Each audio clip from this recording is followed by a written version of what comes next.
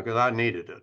Over the weekend, I took probably several hundred calls. But in talking and getting more info, I do feel better about this. We're going to have to change. That is a given. We're going to change how we do business, but it's very doable, and we're still going to be selling a lot of properties. I am not as rattled or concerned as I was when I first heard this. Why I was rattled Friday was we were under the impression that this was going through appeals and it would be several years before we had some kind of a verdict. And then all of a sudden have this dumped in your lap with no warning. Right.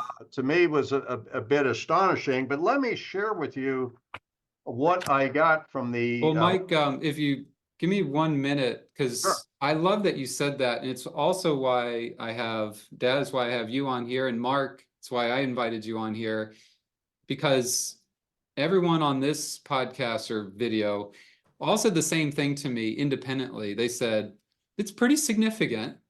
And we're going to have to get down to the basics. We're going to have to pick ourselves up, and we're going to have to prove the value. Mark, you said it more eloquently than these, chumps. But Hey, what was your not thinking true. on that? I mean, you said it so eloquently. You said you've been preaching these values, that you have to create value for your client, and it's no different now than it was last year. Absolutely. I mean, at the end of the day is how can you improve yourself?